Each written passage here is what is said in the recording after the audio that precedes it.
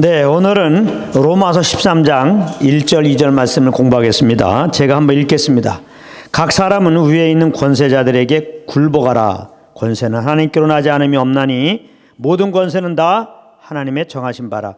그러므로 권세를 거스리는 자는 하나님의 명을 거스림이니 거스리는 자들은 심판을 자초하리라. 오늘 이 말씀을 공부하겠습니다. 우리가 계속해서 말씀 바로잡기라고 하는 큰 주제를 가지고 공부하고 있는데, 성경에서 나오는 단어와 세상에서 쓰는 단어가 이제 같은 경우가 있는데, 이럴 때 이 세상에서 쓰는 어떤 그 단어의 그 용어의 개념으로 그렇게 성경을 해석해서 가르치는 경우가 있습니다. 이럴 때 굉장히 신앙에 문제가 발생해요. 그것은 믿음으로 주님을 섬기는 것이 아니고, 그래서 결론적으로 그렇게 섬기게 되면 내 의로 섬기는 것이 되어서 주님을 모르고 또 주님과 멀어지게 되는 결과를 갖게 됩니다. 그래서 이런 부분에 대해서 이제 우리가 믿음에 대해서 또 뭐 복에 대해서 또 하나됨에 대해서 뭐 여러 가지 공부하고 지금 있는데, 오늘은 그럼 뭐냐? 복종과 순종에 대해서 공부하겠습니다. 오늘 말씀에도 각 사람 위에 있는 권세자들에게 굴복하라 그랬어요. 굴복하라. 이 굴복하라는 얘기는 복종하라 그런 말이거든요. 또 복종과 비슷한 말이 있죠. 순종. 그래서 복종과 순종에 대해서 우리가 공부하겠습니다. 성경에서 참 이 복종하라, 순종하라 이런 말이 굉장히 많이 나옵니다. 그런데 세상에서도 복종하라, 순종하라 이런 말이 있어요. 이럴 때 세상에서 쓰는 그 용어의 개념으로 교회에서 그렇게 가르치면 안 된다는 겁니다. 그래서 오늘 말씀도 굉장히 중요한데요. 오늘 말씀은 아주 각 사람 위에 있는 권세자들에게, 위에 있는 권위에게 굴복하라, 순종할 것도 분명히 성경은 말씀하고 있습니다. 왜 그러면 위에 있는 권위자들에게 순종해야 되느냐? 하나님이 권위를 세웠다는 겁니다. 하나님이 세웠기 때문에 권위에 순종해야 된다. 그래서 만약에 그 하나님이 세우신 권위자인데 그 권위에 순종하지 않는 것은 하나님께 순종하지 않는 것이다. 지금 그렇게 말씀하고 있어요. 오늘 말씀이. 그래서 권위에 대해서 이렇게 순종하지 않을 때 심판을 받는다. 뭐 이렇게까지 말씀하고 있습니다. 그렇기 때문에 우리가 이 복종과 순종, 오늘 말씀을 잘 들어야 돼요. 그렇지 않으면은 여기 나오는 이 굴복하라는 말씀은 세상에서 쓰는 그 복종, 그 순종의 개념으로 이걸 해석해서 가르치면은 굉장히 문제가 됩니다. 뭐 성경에는 이 로마서 13장 1절 2절 외에도 많은 군데 있어요. 에베소 5장 21절에도 보면은 그리스도를 경외함으로 피차 복종하라는 말씀이 있고, 에베소 6장 1절에 보면은 부모를 주 안에서 순종하라 이런 말씀이 있습니다. 에베소 6장 22절에 아내들이여 자기 남편에게 복종하기를 하고 나오죠. 그 다음에 베드로전서 5장 5절에 보면은 젊은 자들아 이와 같이 장로들에게 순복하고 순종하란 말이죠. 이렇게 성경은 정말 복종하라, 순종하라 이런 말이 굉장히 많이 나옵니다. 자, 그런데 이 성경에 나오는 복종과 순종의 개념을 세상에서 쓰는 복종과 순종의 그 용어의 개념으로 그렇게 해석해서 그대로 가르치면 정말 문제가 된다고 그랬는데, 왜 그러냐면은 이렇게 교회에서 세상에서 쓰는 복종의 그런 개념으로 용어로 이렇게 가르치게 되면은 결국은 교회는 이 세상에 있는 모든 조직에서 있는 것처럼 계급화가 됩니다. 계급화. 하여튼 모든 모임을 이어가려면 조직이 돼야 되죠. 그리고 조직이 이어지려면 질서가 있어야 되는데 그 질서는 복종, 순종으로 질서가 이어지는 거잖아요. 그러니까 모든 모임에는 이렇게 질서가 세워지고 반드시 윗권에게 순종하라, 복종하라 이렇게 가르칩니다. 그건 맞는 거예요.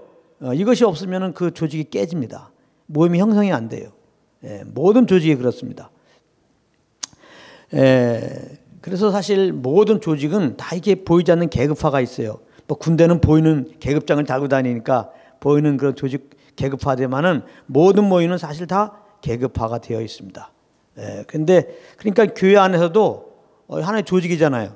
그러니까 이게 이제 질서가 있어야 되고, 그러므로 이 복종과 순종은 필수적입니다. 그러다 보니까 물론 교회에서도 보이지 않는 그런 계급화가 있어요. 보이지 않는 계급화? 근데 세상에서 쓰는 복종과 순종의 개념으로 하면 계급화가 있는데, 그렇게 복종과 순종을 가리키기 때문에 교회 안에 보이지 않는 계급화가 안타깝게 있다는 겁니다.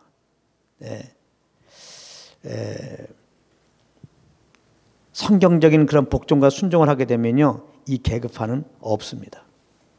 결론적으로 말할 때. 그래서 결론적으로 이 교회 담임 목회자는 이 세상의 그런 개념의 복종과 순종을 가르치고 그거에 입각해서 성도들이 신앙생활하게 되면 그 교회 담임 목사자는 절대 권력자가 됩니다. 불가불. 성도들이 뭐 한 100명, 1000명 모이면요, 이거 완전 진시황제보다 사실 더한 권위를 갖게 돼요. 권세를 갖게 됩니다. 예, 그렇게 되게 돼 있어요. 그래서 불가불, 조금 한눈 파르면 그 목회자들은 그래서 3000% 가는 겁니다. 예. 그리고 무엇보다도 이런 잘못된 복종과 순종을 가르치게 되면 성도들은 정말 하나님의 그 인도함을 받는 예수 그리스도의 종이 되는 게 아니라 그 담임 인도자의 종으로 전락하게 돼요. 제가 항상 저는 조심하는 게 그거예요. 혹시 장익순의 종이 되지 않을까? 여러분들은 예수 그리스도의 종이 되기를 바랍니다. 절대 장익순의 종이 되면 안 돼요. 그런데 누가 어떤 목사님이 이런 마음 얻겠습니까? 다 그런 마음이지. 다 저와 같은 마음이에요. 근데 성경에서 말하는 그런 복종과 순종이 아닌 세상에서 이제 쓰는 복종과 순종의 개념으로 가르치면은 결국은 성도들이 그런 쪽으로 가게 돼요. 정말 그리스도와 교제 속에서 그분의 인도함 받는 자가 아니라 그냥 목사 눈치 보고서 그 목사의 말 따라서 로봇처럼 팍팍팍 움직이는 그 목회자의 종이 된다 이 말입니다. 안타깝게도 요즘에 많은 교회들이 지금 이렇게 잘못된 가르침 때문에 불가불, 목사님도 원치 않고 성도들도 원치 않는 이러한 목사님은 절대 정말 권력자가 돼버리고, 성도들은 그리스도의 종이 아니라 목사 눈치만 보는 그러한 이제 목사의 종으로서 신앙생활하는, 신앙생활도 아니죠, 이거는 종교생활하는 그런 일들이 지금 벌어지고 있다는 겁니다. 그래서 성경에서 말하는 복종과 순종의 개념, 세상에서 말하는 복종과 순종의 개념, 이걸 잘 구별해야 되는 것이 굉장히 필요합니다. 그래서 우리 모두는 성경에서 말하는 복종과 순종으로 인하여 정말 우리의 권세에 정말 순종해서 정말 하나님 인정하는 참 예배자가 되어야 되겠습니다. 이 복종과 순종의 그 의미는요, 아주 복종과 순종 거의 그 같은 그런 뉘앙스를 갖게 되죠. 그래서 이 복종과 순종은 그러니까 다른 사람, 즉 그 윗사람, 특별히 윗사람의 말이나 그 의견을 따른다는 점에서는 공통점이 있어요. 복종이나 순종이라는 말은 그 다른 사람이나 그 특별히 그 윗사람의 말이나 의견을 따른다는 거에서는 공통점이 있어요. 그러나 다른 점은 뭐냐? 복종은 내 의사와 상관없이 그대로 따르는 거예요. 내 의사와 상관없이 그대로 따르는 거예요. 순종은 그 상대방을 존중해 갖고 내 스스로 순전히 이렇게 따르는 것을 말하는 겁니다. 자, 그렇다면은 이 세상에서 정말 진실로 복종하고 진실로 순종하는 사람을 찾아볼 수 있을까요? 당연히 없습니다. 이 복종과 순종의 단어의 의미를 살펴봤는데 이 복종과 순종의 사연적인 의미와 같이 그렇게 살아낼 수 있는 사람이 이 땅에 아무도 없어요. 왜냐하면 인간이라고 하는 것은 정말 참 권위자, 정말 절대 주권자인 하나님을 떠난 거 아니에요. 왜 떠났어요? 내 마음대로 살고 싶어서. 하나님의 통치가 싫어서. 절대 주권자인, 절대 통치자인 하나님의 통치가 싫어가지고 그냥 내 마음대로 살고 싶어갖고 하나님을 떠난 거거든요. 아니 그런 인간들이 같은 수준의 그런 인간에게 복종을 한다? 순종을 한다? 이것은 말이 되지 않습니다. 절대 될 수 없습니다. 그런데 우리가 이 땅에서 모임을 가지면서 조직 속에 들어가서 이렇게 생활해야 되는데 이제 그런 불가불 질서가 있게 되고 이제 복종과 순종을 하게 되잖아요. 그럼 사실은 복종과 순종을 진짜 하기도 싫어. 근데 복종과 순종하는 꼴이야. 왜? 그렇게 하지 않으면 자기에게 손해가 돼. 온전히 살아가기가 힘들어. 그래서 할 수 없이 복종하고 순종하는 거예요. 또 복종하고 순종해야 남들의 시선이 있어. 그렇지 않으면 가정이 깨지고 또 여러 가지 직장 생활에서 남들 볼 때 아주 좀 밉보이기 때문에 남들 시선 의식에서 어쩔 수 없이 복종하고 순종하는 모습을 보이면서 어쩔 수 없이 사람들은 지금 이렇게 살아가고 있는 거예요. 더군다나 우위에 있는 권위, 명령과 요구가 합당한 것이라 그러면은 뭐 그래도 복종하고 순종하려고 이렇게 좀 의지를 발동해서 좀 하겠는데, 만약에 윗권위가 조금 합당하지 않는 요구를 해봐요. 응? 그럼 너무나 힘든 거예요. 응? 이거 정말 진짜 억지로 복종 순종을 해야 됩니다. 그러니 정말 이게 얼마나 참 힘듭니까? 주님을 떠난 인생들의 비극 중에 하나가 이거예요. 어쩔 수 없이 사람들은 그룹으로 모임을 가지고 정말 이렇게 생활해야 되는데, 조직 속에 들어가야 되는데, 어쩔 수 없이 질서 아래 들어가야 되는데, 예? 그러면 복종하고 순종해야 한단 말이에요. 그거 안 하면 거기서 나와야 돼. 삶이 어려워. 직장에서 나오면 어떻게 돼? 예. 그러니까 어쩔 수 없이 지금 복종하고 순종하는 그런 자리에 있는 거예요. 예, 참 불쌍합니다. 그래서 만약에 복종하고 순종하지 않으면, 억지라도 안 하면요, 그 권위자에게 눈나게 되고, 결국은 그 모임에 쫓겨나갖고 삶에 엄청난 손해와 어려움을 당하게 되는 게 현실입니다. 그래서 어떤 사람들은 이런 현실을 직시하고 오히려 자기의 목표를 위해서, 자기의 그 꿈을 위해서 이제 오히려 더 권위자에게 딱 붙어갖고 아주 알랑코방 웃깁니다. 간신처럼 아주 뭐 권위자들에게 필요 이상으로 잘해주는 사람들이 있죠. 그래서 실질적으로 그런 사람들이 또한 이 땅에서 소위 말하는 출세를 잘할 수 있어요. 그런 일도 이제 벌어집니다. 어쨌거나 이런 복종과 순종을 통해서 이 땅의 많은 모임들, 조직들이 이렇게 이제 세워져 가는 겁니다. 그런데 안타깝게도 교회 안에서도 이런 일이 일어나고 있다는 겁니다. 목사님들이 교회에서 막 권위에 순종하라, 권위에 복종하라, 이렇게 얘기를 합니다. 그러면 성도들은 아멘 이렇게 대답을 하는데, 그럼 목사님이 복종하라는 말씀, 순종하라는 말씀에 노멘 하라는 말은 절대 아닌 것이죠. 근데 목사님이 복종하라, 순종하라라고 말씀할 때 아멘 하면서 복종하고 순종하는 것을 보니까 이 복종과 순종이 세상에서 말하는 복종과 순종이더라 이 말이에요. 세상에서 말하는 복종과 순종의 개념으로 그렇게 순종하고 있더라 이 말이에요. 이럴 때 큰 문제가 된다 이 말이에요. 어떤 사람은 아니 복종과 순종을 가르치는데 무슨 문제가 있느냐?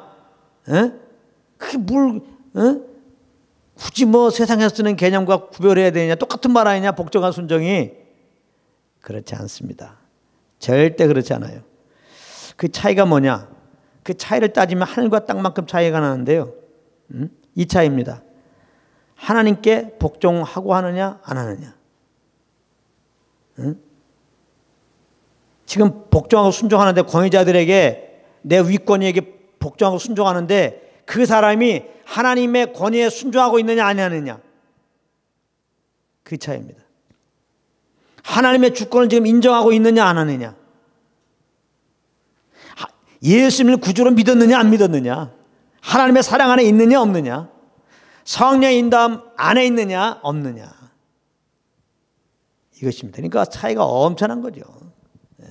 그러니까 여기 지금 말한 것처럼 내가 누구한테 복종을 하는데 이 사람이 지금 하나님의 주권을 인정하지 않고 예수님을 믿지도 않고 하나님의 사랑 안에 있지 않고 성령 인도함 받지 않고 지금 복종하고 순종하는 것은 세상의 복종과 순종이에요. 그건 어쩔 수 없이 하는 겁니다. 그건 어쩔 수 없이, 그건 복종과 순종이 아닌 겁니다, 사실은. 그러나 예수님을 믿고 정말 하나님의 주권을 인정하고 하나님의 사랑 안에서 성령 인도함 따라서 하나님을 복종하기 때문에 나에게 주어진, 내 앞에 하나님이 세우신 그 권위에게 순종한다면 이것이야말로 성경에서 말하는 복종과 순종이 되는 것입니다. 우리는 후자를 해야 되겠죠. 처음에도 말했지만 절대로 사람들은, 하나님을 떠난 인생들은 결코 온전한 복종과 순종을 할 수 없습니다. 그렇기 때문에 세상에서는 참 권위 아래 있는 사람은 권위자가 좋을 것 같아요. 명령만 하고, 나는 그분의 명령을 따르는 입장이기 때문에 나도 좀 명령하는 자가 됐으면 좋겠어서 권위자 되고 싶어 하는데, 세상에서는 그렇지 않아요. 권위자 되면 권위자대로 괴로운 게 왜 그러냐? 권위자는 권위하는 사람이 잘 말 듣기 원하는데, 좀 전에 말했죠. 온전하게 정말 순수하게 권위에 순종하고 따라온 사람이 어디냐 이 말이에요. 이 권위자는 괴로운 거예요.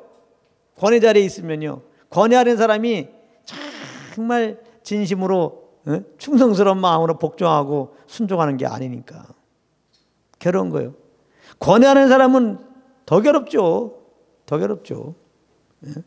자기 속에서 뭐 우러나와야 되는데 안 우러나오는데, 일자는 지금 하나님도 싫어하고 지금 내 마음대로 사는 사람이, 뭐 어떻게 보면 나하고 똑같은 사람인데, 어떻게 보면 내가 너보다 더 잘생겼는데, 힘으로 말하면 내가 너보다 더 힘이 셀 수도 있는데, 그리고 어떻게 보면 권위자라고 연약함이 저렇게 많이 있는데, 그런 사람에게 단지 권위라고 내가 순종하고 말이지 복종하고 따라가려고 하니까 얼마나 괴롭냐 말이에요.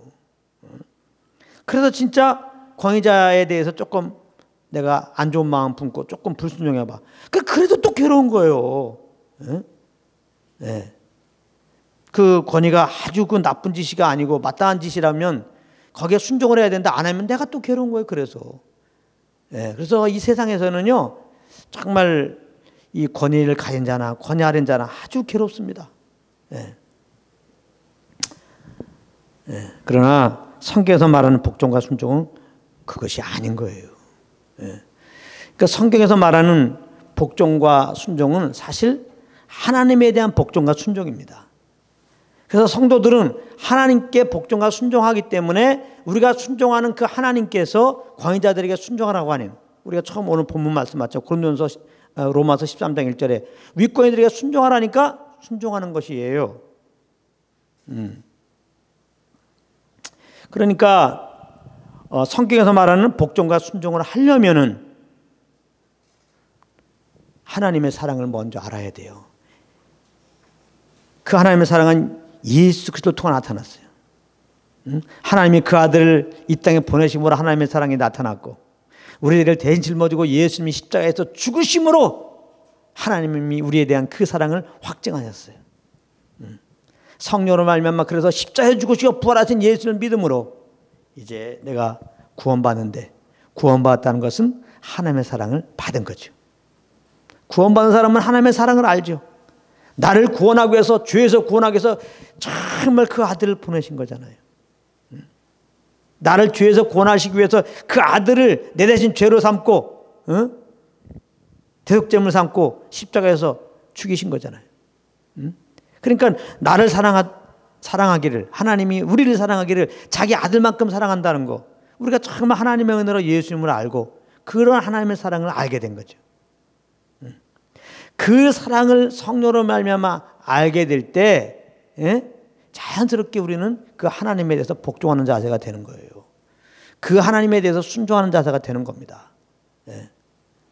그런데 그 하나님께서 오늘 로마서 13장에 모든 위의 권세자들에게 복종하라고 했기 때문에, 이렇게 날 사랑하시는 하나님 아버지, 그 아버지께 내가 지금 복종하고 순종하는 그런 마음인데, 그 하나님 아버지께서 권위자들에게 순종하라고 했기 때문에 우리가 하나님께 복종하는 우리들이 그 말씀에 따라서 윗권위에게 순종하는 거예요. 이것을 성경에서 말하는 복종, 순종이라고 말하는 것입니다. 이거 굉장히 중요한 거예요. 굉장히 중요한 거예요. 그러니까 세상에서 말하는 복종과 순종의 결정적인 차이, 하나님의 사랑을 알고 믿고 그 사랑 안에 있느냐 없느냐. 자, 우리가 하나님의 사랑을 알게 되면은 자연스럽게 나타나는 것이 뭐예요? 하나님을 경외하게 되고, 이렇게 하나님의 말씀에 복종하는 태도를 가지고, 하나님은 내 안에서 성령으로 지금 인도하시기 때문에 성령의 인도함을 따르는 삶의 열매가 나타납니다. 성령님은 이렇게 관계 속에서, 특별히 이렇게 질서 속에서 내 윗권에게 당연히 순종하도록 인도하십니다. 그럴 때 자연스럽게 하나님의 사랑 안에서 하나님께 지금 복종한 태도를 가지고 그 인도함을 따르는 우리들은 자연스럽게 성령을 쫓아서 그 윗권에게 순종하는데, 그 순종은 우리가 지금 주님께 순종하는 것처럼 지금 순종하는 거예요. 그러니까 우리 믿는 자들은 하나님께만 복종하는 자라고 윗권애들을 대충 순종하는 척하면 큰일 납니다. 복종하는 척하면 큰일 납니다.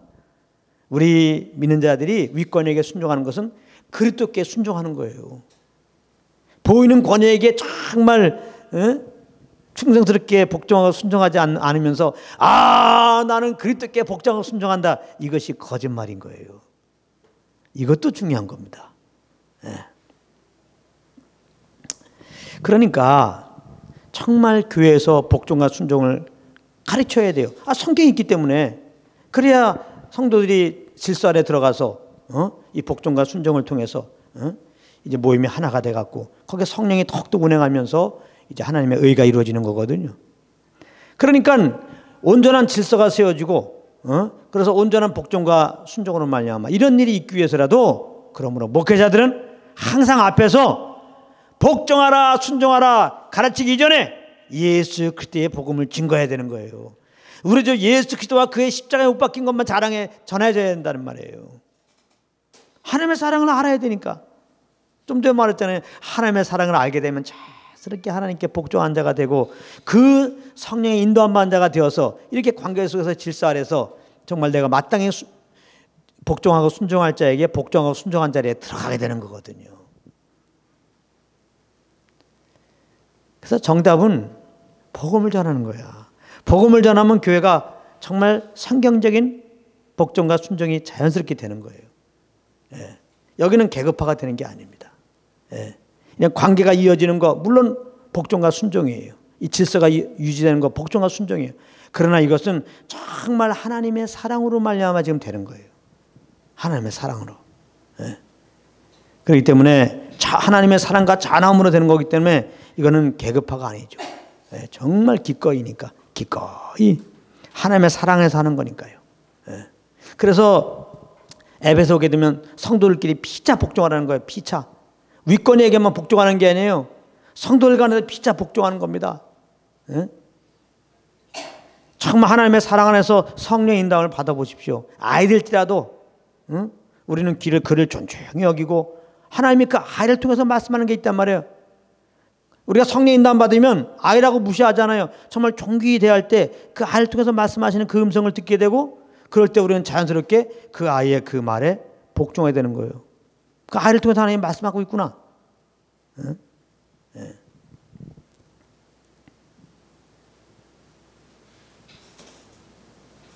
그렇기 때문에 은혜의 복음이 선포되어야 되는데 반대로 은혜의 복음이 선포되지 않고 자꾸 복종하라, 자꾸 순종하라 이것만 가르치면 어떻게 되겠냐 이 말이에요.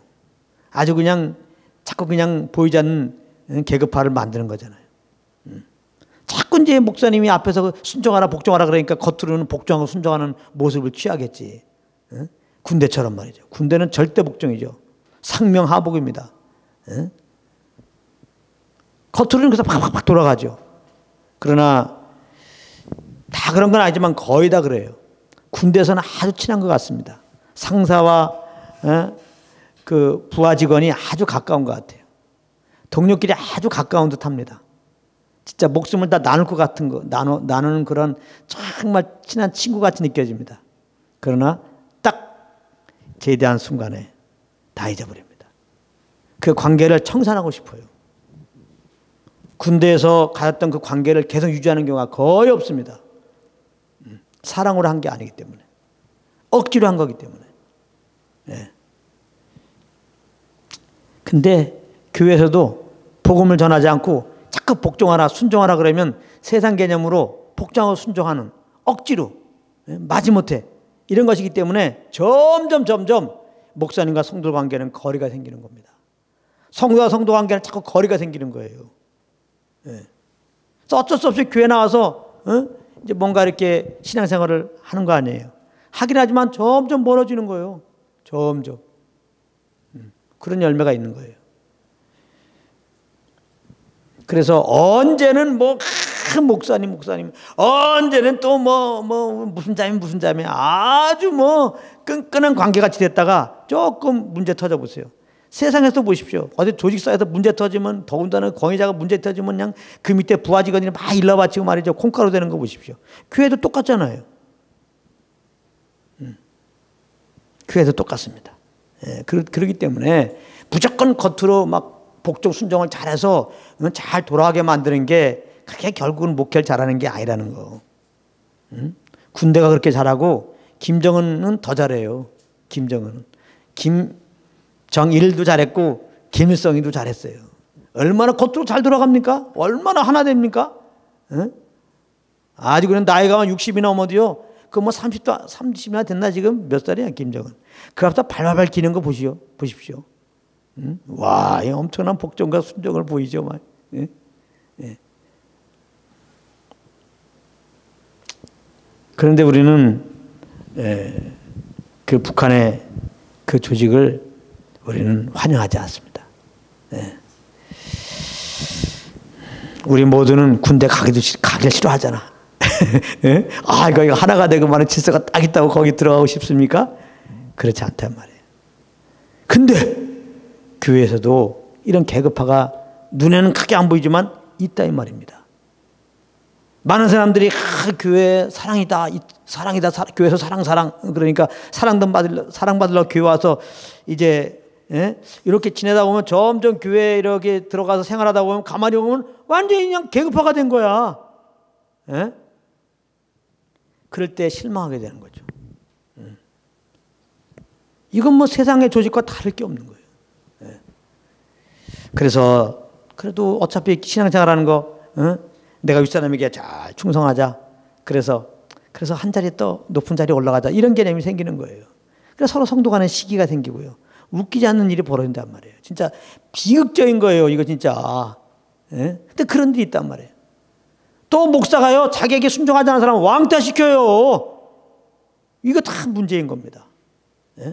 목사들이 왕따시켜요. 자기에게 순종하는 사람 끌어안고 순종하지 않은 사람 같으면 왕따시켜요. 그게 말이 되는 겁니까?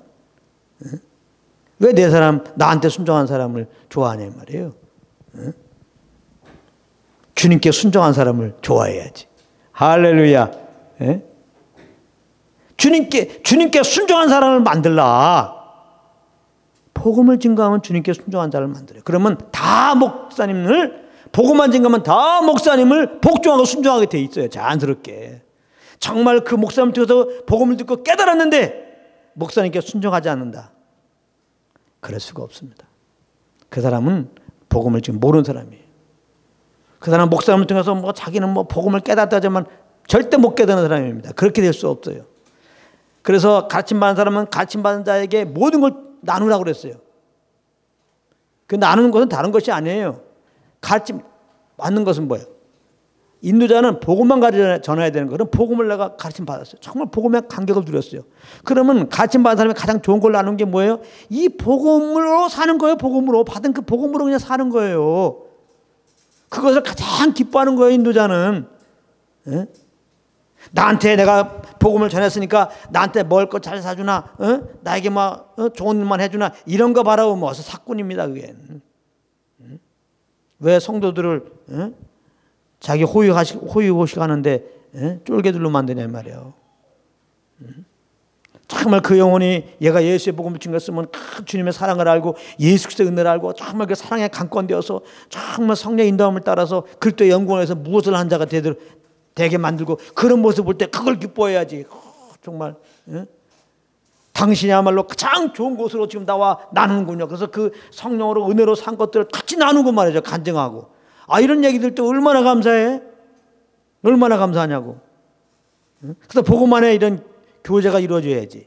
이런 복음 안에 이런 주님의 사랑을 아는 거 안에 교제 안에 자연스럽게 서로가 주의 음성도 듣고 사실은 권위 아래 있는 사람은 복종하고 순종하는 것이 아니라 권위 위에 있는 사람도 사실은 그러므로 권위 아래 있는 사람에게 복종하고 순종한 자리에 갈 수가 있는 거예요. 성도들끼리도 그렇고 절대 계급화되면 안 되는 겁니다.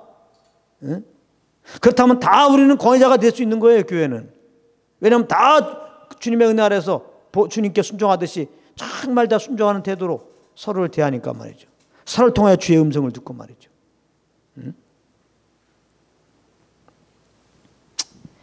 그러니까 교회에서 복음을 전하지 않고 자꾸 복종하라, 목사님에게 복종하라, 권위자에게 복종하라, 순종하라, 목사님에게 순종하라, 무조건 순종하면 된다. 이런 식으로 가르치면은 맹종이라는 말이에요. 세상의 모든 권위자가 가지고 있는 그 배후에 갖고 있는 생각이 다 맹종입니다. 무조건 자기 말 들으라는 거야. 그 증거가 뭐냐? 내 말 안 들으면 굉장히 기분 나빠요. 어떻게 하면 내가 저에게 벌을 줄까 그 생각하고 있어요. 내가 올바른 것들을 요구했는데 안 들으면 그런 생각은 당연하겠죠. 그러나 그렇지 않은데 내가 지금 요구하는 게 올바른 게 아닌데 단지 그걸 안 따랐다고 그렇게 왕따시키고 그렇게 나쁜 마음 갖게 된다 이 말입니다. 광의자들은 자기가 제대로 광의자로서 가져야 할 그런 태도를 갖고 있지 않음에도 불구하고 모든 이단 교주들이 갖고 있는 생각입니다. 무조건 복종하라. 무조건 순종하라. 목사님들은 이단의 교주가 아니지 않습니까? 세상의 권위자가 아니지 않습니까? 그럼 이단의 교주가 안 되고 세상에 그런 권위자가 안 되는 길은 뭐냐? 은혜의 복음만 전해야 돼요. 왜 은혜의 복음을 증거하지 않고 왜 자꾸 복종하라 순종하라만 강조하냐 이 말이에요. 목사님이 말만 하면 아멘 부대 만드냐 이 말이에요. 왜 하나님의 그 사랑 안에서 그 주의 음성을 듣고 그렇게 주님께 순종한 자가 되게 만들지? 어떤 목사님은 성경 말씀도 못 보게 한대요. 제가 심심치 않게 들어요. 우리 교회 목사님은 성경 말씀도 보지 못하게 한다. 그냥 목사님이 주일날 전하는 말씀이면 다라는 거죠. 무조건 목사님 말만 아멘하면 온전한 신앙생활이라는 거죠. 스스로 모순입니다. 자기가 하나님이란 얘기예요. 그런 목사님 있으면 심각하게 생각하세요. 그 목사님 잘못된 거니까. 내 말만 들으라니. 아니 목사님 말만 들으라니. 목사님이 이렇게 100% 자기가 말한 게 다 진리만 얘기해? 목사님 세운 권위자가 있어요. 하나님 위임 권위자예요. 목사님이 그래서 목사님은 철저히 하나님께 엎드려야 돼. 자꾸 남에게 그냥 성도들에게 순종하나 복종하나 말하기 전에 그렇게 한 번 말하라 그러면 1000번 100번이고 다 주님께 엎드려야 돼요. 그래서 주의 음성 듣기에 힘써야 돼요. 그래서 한마디라도 주님이 전하라는 그 말씀을 전하기에 힘써야 되는 거예요. 그래서 그걸 전하면 성도들은 복종이나 순종이나 채 말 안 하지 않아도 자연스럽게 복종하고 순종하는 열매가 나오게 되어 있다니까요. 정말입니다. 한번 그렇게 해보세요.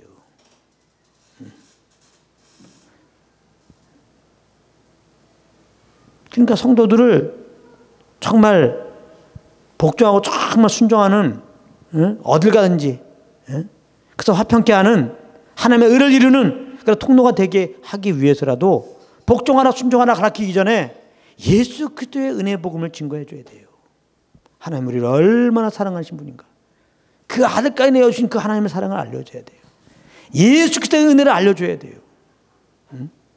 우리를 구원하기 위해서 주님은 그 몸이 정말 다 찢겨지고 그 피를 다 흘리시고 죽으셨어요.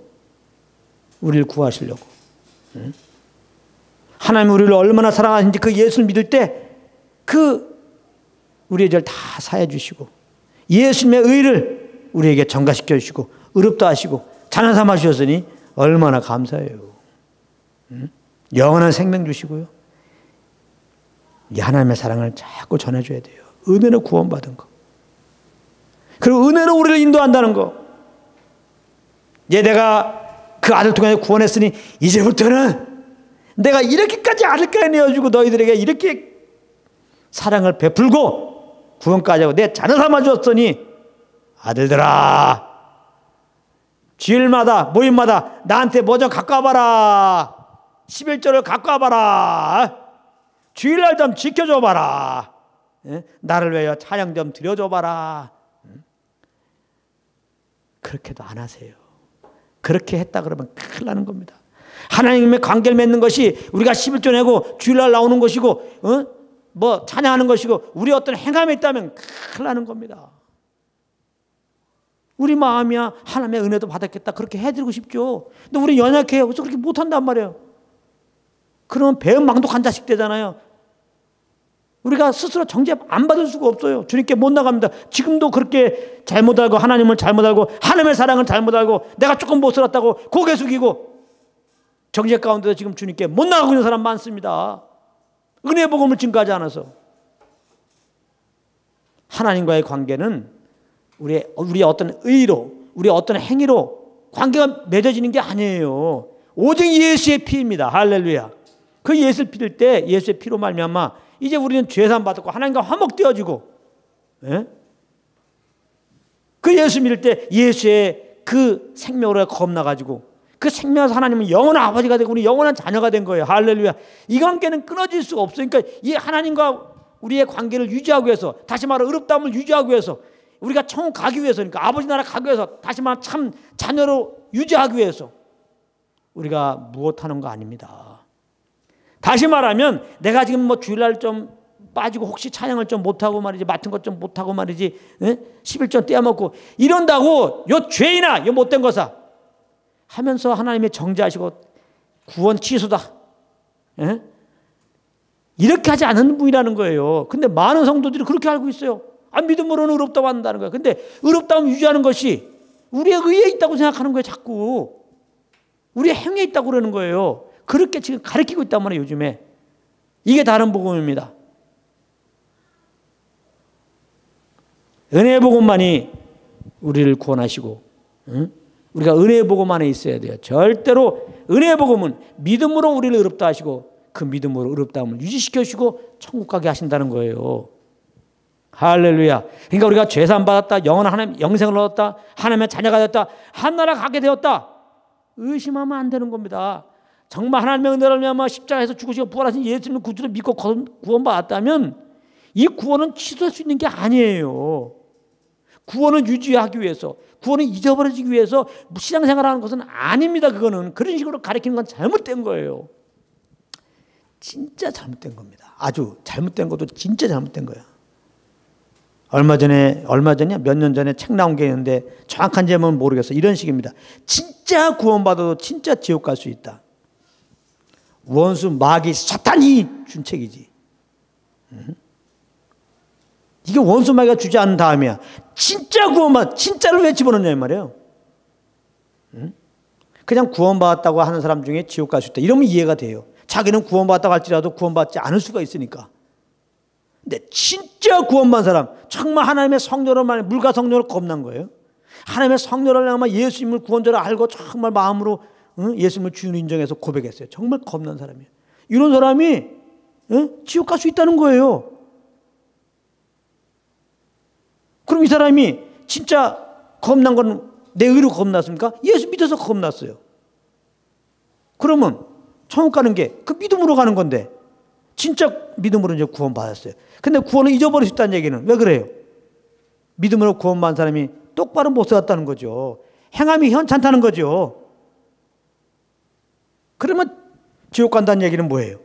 우리의 결국은 행함 따라서 천국도 가게 된다는 거예요. 우리의 어떤 의로, 우리의 행함으로 의롭다함이 유지된다는 거 아니에요. 그럴 것 같으면 애초부터 우리의 행함으로 하나님은 구원한다고 말씀하셨을 거예요. 율법을 지켜라, 그러면 구원하리라. 성경 그렇게 말씀하셨어요. 율법을 지켜라, 하나님의 법을 지켜라, 그럼 내가 살리리라. 구원하신다 이 말이에요. 또 어떤 분은 율법 다 지켜도 구원 못 받는다는 거예요. 아니에요. 율법을 다 지키면 구원받아요. 근데 하나님의 법은 귀한 법이고 그걸 다 지키면 구원받는데 우리가 못 지키는 거죠. 우리가 연약하게 못 지키는 거죠. 그래서 하나님이 율법을 주신 것은 지키라고 준 게 아니라고 뭐예요? 죄를 깨달으라. 너희는 죄인이라는 것을 알게 하시고 우리 죄를 대신해 죄를 짊어지고 죽으시고 부활한 예수님께 와서 그 예수님 구주를 믿어서 의롭다함을 얻게 하시려는 하나님의 원대한 계획이 있는 거죠. 그래서 율법 우리의 죄를 깨닫게 하는 역할이고 그리스도에게 인도하는 그 역할이란 말이에요. 그래서 믿음으로 우리가 천국 가는 거지, 결코 우리 어떤 행동 양식으로 말미암아 구원을 유지하고 의롭다함을 유지하고 그거 따라서 하나님 보시고 우리 행함을 따라서 예수님을 구원받은 다음에도 그냥 천국 들여보는 게 아니라 어떻게 행동했냐에 따라서 휴거도 해주시고 어떻게 행동했냐에 따라서 천국 보내는 게 절대 아닌 거예요. 오직 예수 그리스도의 그 십자가의 공로, 그 흘리신 보혈 때문에 우리가 죄사함 받았고 의롭다함을 얻었고 그 예수 믿어서 의롭다함을 얻었기 때문에 우리는 주님이 공중으로 오실 때 휴거하는 것이고 우리는 하나님 나라에 들어가는 겁니다. 우리가 이렇게 오늘도 주님 나와서 섬기는 것은 이렇게 하나님의 사랑과 은혜 생활할 때 얼마나 감사해요. 에? 나 행한 것 죄밖에 없는데 이런 은혜를 알고도 더 연약하게 넘어지잖아요. 이럴 때마다 주님이 말씀한 대로 만약 우리가 자백하면 우리 죄를 사하시고 모든 불에서 우리를 깨끗하게 한다는 그 말씀을 따라서 자백하고 주님께 조심스럽게 나갈 때마다 아버지 얼굴 보게 되면 인상 쓰고 말이야 또 죄를 보면서 너는 못 참아 곧 그냥 죽이려고 하는 그런 태도를 가지고 그렇게 하는 게 아니라 70번씩 7번이라도 말이죠 용서하셨고 이미 용서하셨고 정말 죄 범한데 얼마나 너가 괴로웠겠느냐 빨리 나에게 와라. 아버지를 떠나서 네가 편하겠냐. 집 떠나서 개고생이지. 그래서 그런 마음으로 내가 나왔을 때 너무나 기뻐하면서 그냥 빨리 오라고 말이지. 자백할 때 흘린 눈물이 마르기도 전에 그냥 막 끌어안으시는 그 주님을 우리가 경험해 보세요. 죄가 더한 곳에 은혜가 더 크지. 정말 잘못한 주제에 그때 하나님께 나갈 때 하나님의 사랑을 정말 알게 되어서 우리가 실패를 많이 할수록 그럼에도 불구하고 은혜의 복음을 듣고 담대히 주님께도 나가요. 거기서 하나님의 사랑을 알게 되니까 그 사랑에 내 마음이 정말 부서져 가지고 경외하게 되고 그 주님께 복종하게 되고 그 삶이 정말 성령께 순종하는 열매로 나오게 되어 있는 것입니다. 은혜의 복음만 진정으로 주님께 복종하고 순종하는 열매를 그래서 내는 삶이 되는 것이지 이런 은혜의 복음이 없이 자꾸 그냥 목사님께 순종하라 권위에게 순종하라 하면은 이게 맹종자가 만드는 거예요. 이건 계급화 만드는 겁니다. 결국은 다 이제 목사님 쪽으로 만드는 겁니다. 이건 진짜 안 되는 거예요.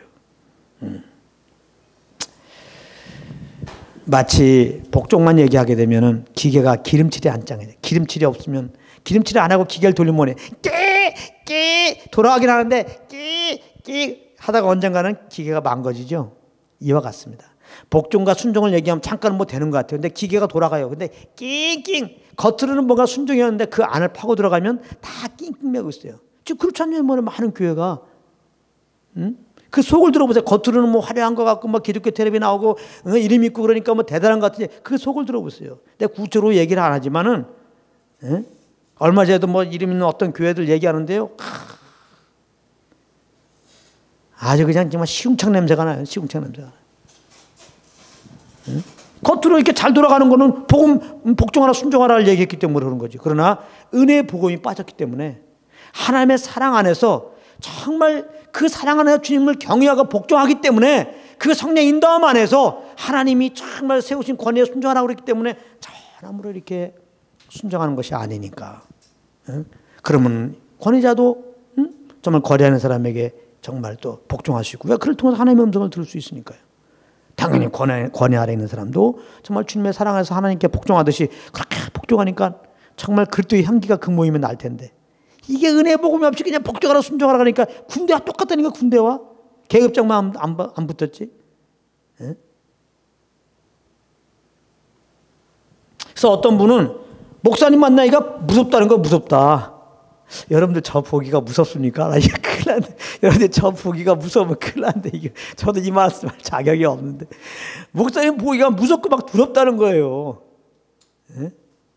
에이고 참 그런 성도 만드는 게 좋습니까?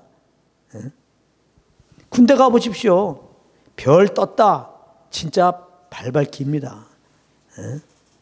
뭐 무궁화 떴다 그래도 무시무시합니다. 군대는요. 이 계급 사회는요. 아닙니다. 우리는 성령 인도함 따라 순종이야. 그 기름 부음 안에서 이렇게 순종이기 때문에 잘 돌아가.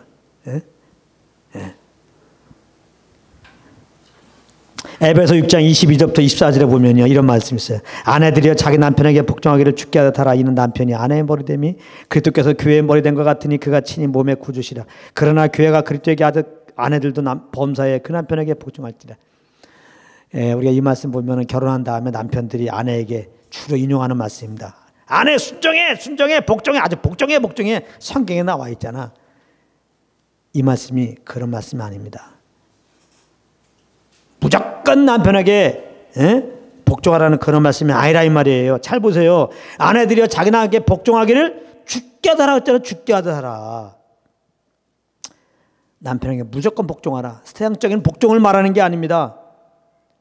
그 복종은 교회가 그리스도에게 하는 복종이어야 한단 말이에요. 그러면 교회가 그리스도에게 하는 복종이 뭡니까? 교회가 그리스도에게 하는 복종은 그리스도에부터 받은 사랑의 답변인 거예요. 교회가 복종하는 것은 그리스도부터 받은 그 사랑의 답변인 거예요. 에베소 6장 25절에 보면 남편들아 사랑하기를 그리스도께서 교회를 사랑하시고 교회를 사랑하시고 위하여 자기를 주신 같이 하라. 여러분, 아담의 뼈로 하와가 나왔어요. 마찬가지로 교회는 그리스도의 피로 세워진 겁니다. 그러니까 교회는 그리스도의 사랑의 열매예요. 그래서 교회는, 그 사랑을 받은 교회는 당연히 그리스도께 복종할 수밖에 없는 거예요. 그 그리스도의 사랑에 겨워서 지금 복종하는 걸 말하는 거란 말이에요.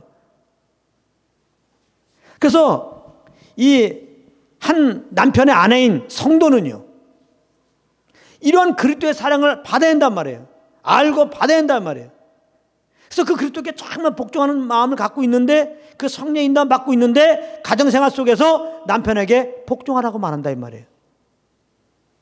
그래서 남편에게 복종하는 거예요. 남편이 잘나서 복종하는 게 아니라, 이런 복종이 성경에서 말하는 복종이고 순종인 것입니다. 그런데 이런 그리스도와 관계에 상관없이 무조건 권위에 순종하라라고 선포하는 것은 잘못된 거예요. 또 내가 그리스도인으로서 남편에게 무조건 하나님 말씀하셨으니까, 복종하라고 그랬으니까 남편에게 무조건 복종하는 태도도 잘못된 거예요. 이상한 가르침이죠. 잘못된 겁니다. 그건 세상의 그런 복종이에요. 잘못된 겁니다. 여러분도 그런 복종하지 마십시오.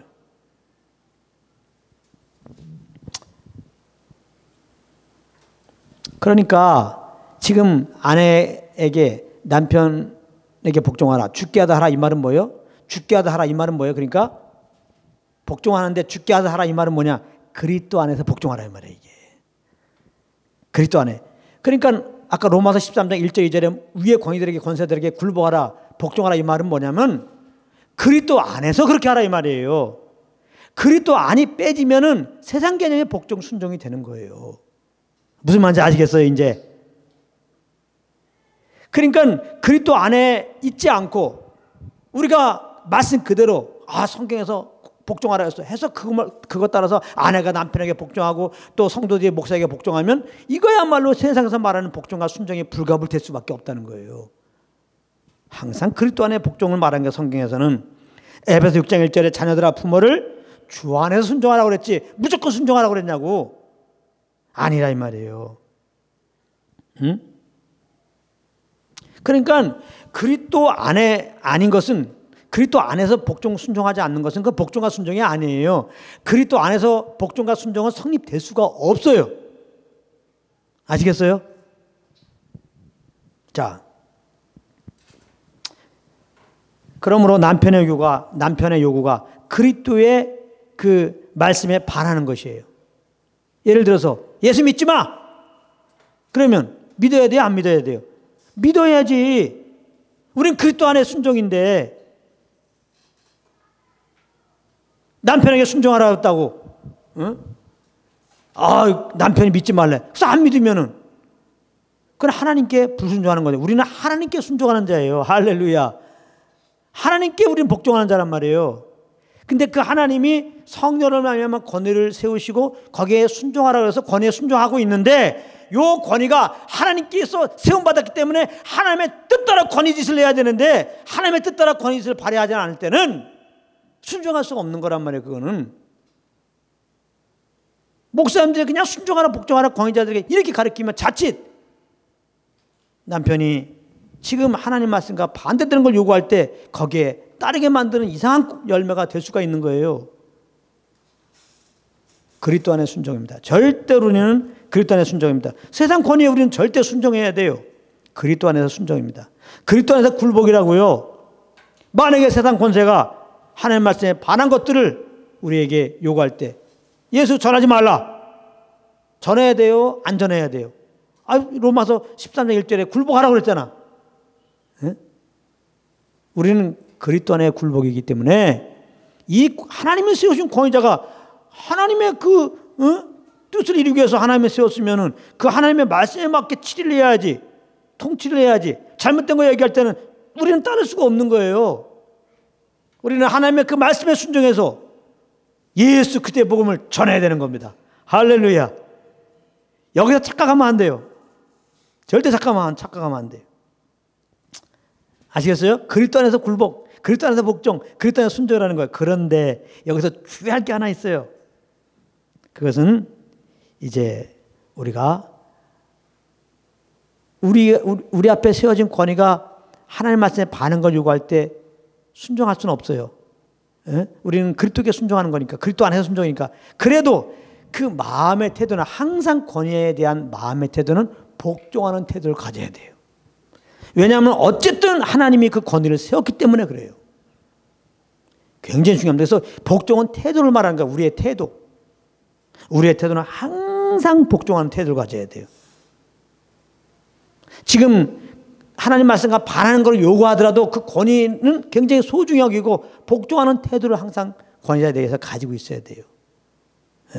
하나님은 그 권위를 세우시고 그 권위자를 통해서 하나님의 일을 행하시는 것이 있기 때문에 그래요.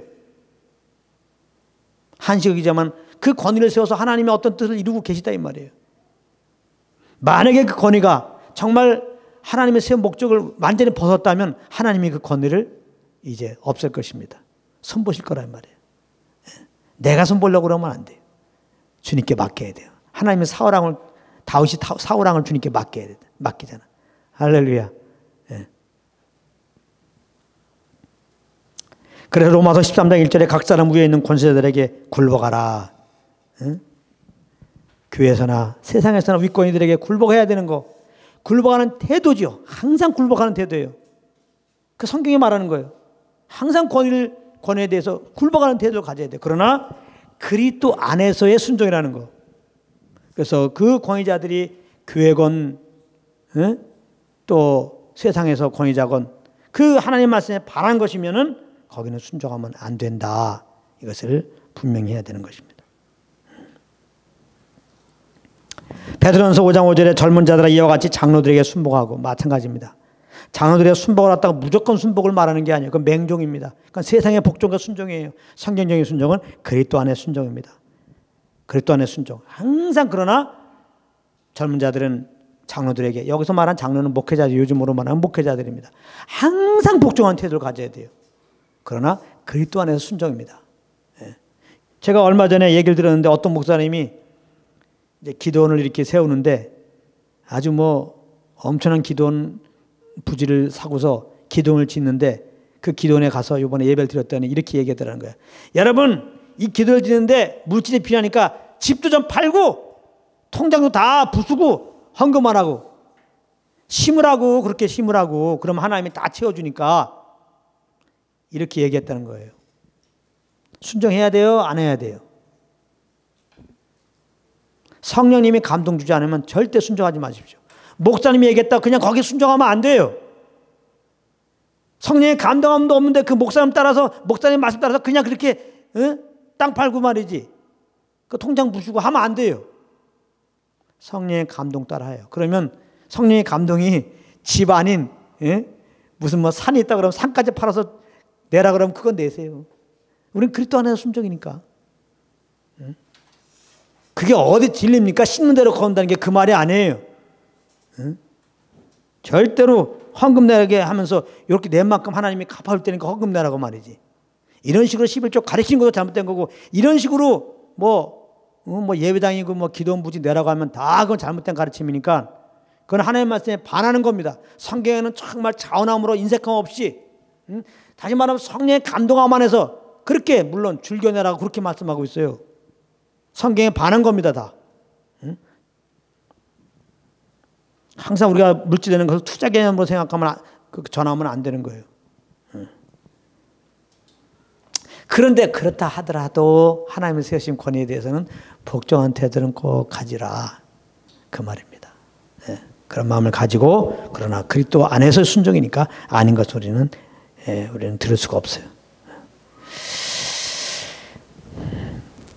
그러니까 우리들은, 먼저 참된 권위자들은 정말 성도들이 정말 권위자에게 교회에서나 밖에서나 순종하는, 정말 화평케 하고 이렇게 주의 의를 이루는, 정말 질서를 이루는 통로가 되기 위한 그런 정말 아름다운 그런 예배자로 양육하기 위해서라도 목회자들은 은혜의 복음을 참 전해야 되는데,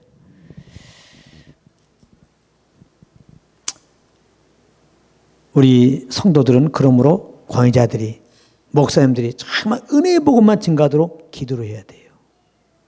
그게 사실은 성도들이 권위자에 대해서 할 그런 일들입니다. 만약에 권위자들이 어쨌거나 하나님을 세우신 권위인데 이렇게 은혜의 복음을 증가하지 않고 자 그렇게 율법적으로 증거하면은 그 뭐 아무리 충만한 성도라도 정말 유지하면 다행이고 눌릴 수밖에 없어요. 신앙에 굉장한 어려움을 갖게 됩니다. 그래서 항상 교회에서는 말씀을 맡은 자들이 정말 하나님의 말씀, 그 은혜의 복음이니까 은혜의 복음만 증거할 수 있도록 간절히 기도할 필요가 있어요. 예. 그런가 하면은 모든 권위자에 대해서도 우리는 기도를 해야 돼요. 하나님의 세움 받았기 때문에 하나님의 그런 통치 아래서 그 권위를 사용할 수 있도록 이렇게 기도를 해야 됩니다. 만약에 권위들이 그 권위를 잘못 사용할 때, 특히 나라의 대통령이 권위를 잘못할 때 이 백성들이 얼마나 어렵습니까? 지금 나라의 권위자들이 거의 사회주의식으로 이렇게 나라를 인도해가지고 완전히 그냥 거의 이 나라가 공산화 수준으로 가고 있잖아요. 이게 다 인도자 책임이에요. 그러니까 우리는 인도자가 정말 주님의 통치 아래서 하나님의 세우신 목적 따라 잘 통치할 수 있도록 기도를 해야 돼요. 할렐루야. 디모데전서 2장 1절부터 3절에 보면은 그러므로 내가 첫째로 권하오니 모든 사람을 위하여 간구와 기도와 도구와 감사를 하되 임금들과 높은 지위에 있는 모든 사람을 위하여 하라. 이는 우리가 모든 경건과 단정한 중에 고요하고 평안한 생활을 하려 함이라. 이것이 우리 구주 하나님 앞에 선하고 받으실 만한 것이니 하고 말씀하고 있단 말이에요. 예. 그런가 하면은 우리들은 항상 그러므로 온전한 복종과 순종하는 삶을 하나님 앞에, 그리고 하나님이 세우신 그 인도자들 앞에 그런 모습으로 나타나기 위해서라도 우리는 항상 은혜의 복음을 듣는 자리에 가야 돼요. 항상 은혜의 복음을 듣는 자리에 가야 돼요. 그거 외에는 내가 항상 하나님께 복종하고 하나님의 세우신 권위자들에게 복종과 순종하는 자리로 갈 수 있는 다른 길이 없어요. 늘 하나님의 말씀에 순종하는 자리로 가야 됩니다. 말씀 듣는 자리에 가야 되는 거예요. 그래서 우리는 첫째는 하나님께, 그리고 또 하나님께 하는 게 뭐예요? 나에게 세우신 권위자들에게, 그게 하나님께 하는 거예요.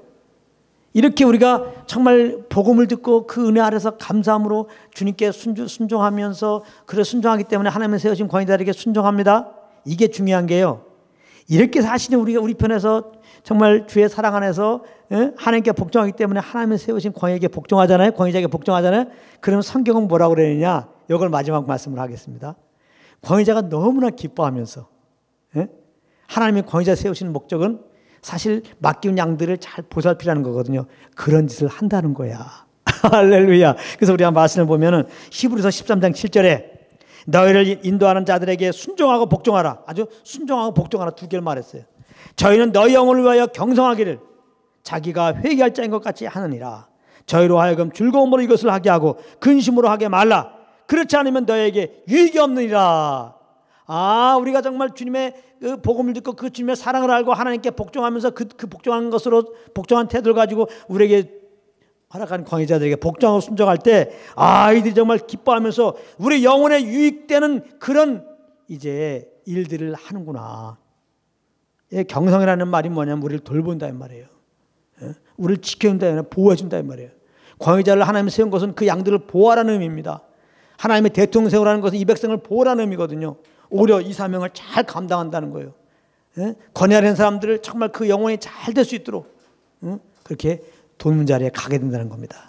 그래서라도 우리는 그러므로 이제 주의 말씀을 듣고 주님의 사랑을 알고 주님께 복종하듯이 우리에게 또한 세우신 그 권위자들을 정말 죽기까지 주님 대하듯 그렇게 복종하는데 그리스도 안에서 그렇게 복종하는 여러분들 되기를 예수님으로 축복합니다.